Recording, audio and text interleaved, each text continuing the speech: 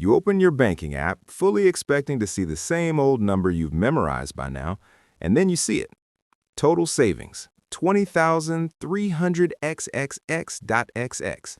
You stare at it for a second, refresh the app, double-check that it's not including a credit card or something weird, and then this odd mix hits you. A little pride, a little relief, and a little, okay, now what? Am I supposed to just let it sit there? Do I reward myself? Do I start investing? Am I accidentally one dumb move away from blowing this? My name's Mark, and I spend way too much time thinking about that exact moment, that quiet line between I finally have real money and I have no idea what the smartest next move is. Because $20,000 is a big deal, but it's also not the finish line. And if you handle this stage well, it can be the point where your money stops being just a safety blanket and starts being a tool. Let's talk about what to actually do once you've got 20 grand saved. 1.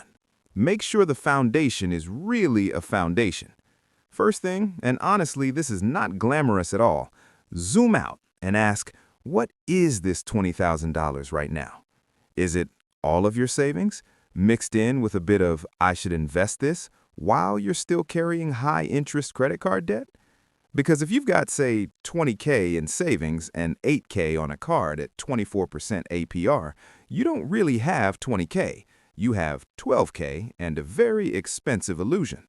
So step 1 is kind of boring but powerful. Make sure the nasty high-interest stuff, 18 to 25% credit cards, etc., is either gone or very close. Confirm that a chunk of that $20K really is your emergency cushion, not money your brain has already mentally spent 3 times. Practically, for most people, that means something like 3 to 6 months of essential expenses sitting in a high-yield savings account, easy to grab when the car dies or your job disappears. If that takes 10K or 15K of the pile, that's okay. That money is working. It's just working as your shock absorber. 2. Stop treating all $20K like it's the same dollar. Once the foundation is stable, the next shift is mental. Not every dollar in that $20K should have the same job. Instead of seeing $20,000 as one big blob, try dividing it up on paper. Safety money? I do not touch this unless something truly goes wrong. Growth money? This is allowed to go to work in investments. And opportunity money. I'll come back to that. A lot of people get stuck because they think, if I invest any of it, I might need it. But if I keep all of it in cash, I feel like I'm wasting time. You can solve that by saying, X is my line in the sand emergency fund. Y is for the future, period. For example, 12K as a rock-solid emergency fund, 8K that you intentionally earmark for growth and opportunity. Even just deciding those buckets on a napkin will make you feel more in control. 3. Graduate from saver to investor with part of it. If all $20K is sitting in a savings account forever, inflation is quietly chewing on it. Once you have a solid emergency buffer, it's usually time to let some of that money graduate into simple, long-term investments.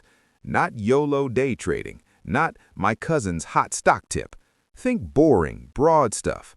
A low-cost total market index fund, a low-cost S&P 500 index fund, inside something like a Roth IRA or a brokerage account, depending on your situation. Real example. Let's say you decide 12K stays as emergency money, 8K moves into investing over the next, say, 6 to 12 months. You don't even have to dump it all in at once. At, for example, a 7% average annual return over long stretches, that 8K could roughly double in about 10 years without you constantly tinkering.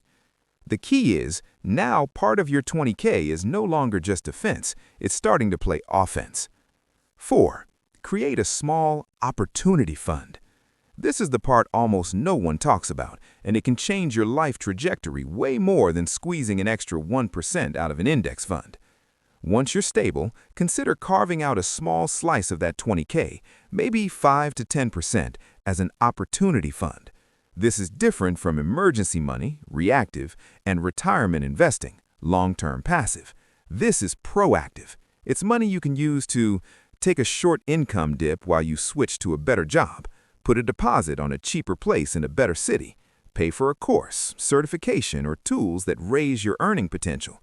Test a small side project you've been thinking about. For example, $1,000 to $2,000 set aside labeled opportunity, where you give yourself permission to use it intentionally, not impulsively. You're basically saying, I trust myself enough to deploy a bit of this money to create more upside, not just more comfort.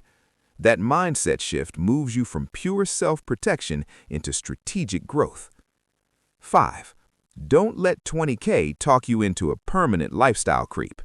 One last thing, hitting 20K can be dangerous in a sneaky way. It can whisper, you're good now, upgrade the car. Bigger apartment isn't a big deal. You deserve it. And look, you might very well deserve something nice. I'm not anti-nice things. But think of it like this. If a one-time splurge takes $200, fine, that's a choice. But if a lifestyle upgrade locks in an extra $200 every month, that's a chain. So maybe give yourself a small, one-time reward, nice dinner, weekend away, something that will actually feel memorable. But be very cautious about new recurring payments that eat the margin you just worked so hard to create. You can enjoy your money and respect how long it took to build. Wrapping it up, so what should you do once you have $20,000 saved? Make sure it's not a mirage, pay down any brutal debt, and lock in a real emergency fund. Stop treating all of it like the same dollar. Split it into safety, growth, and maybe a little opportunity. Let part of it graduate from saver to investor in simple, long-term vehicles. Use a small slice to buy yourself options, not just nicer stuff. And protect yourself from the quiet lifestyle creep that can undo years of work. You don't have to get every move perfect, but if you treat that 20K not as an endpoint but as a turning point, your future self is going to look back at this phase and think, that's when everything really started working for me, instead of just barely one step ahead of the next emergency. And that's a pretty great place to be heading.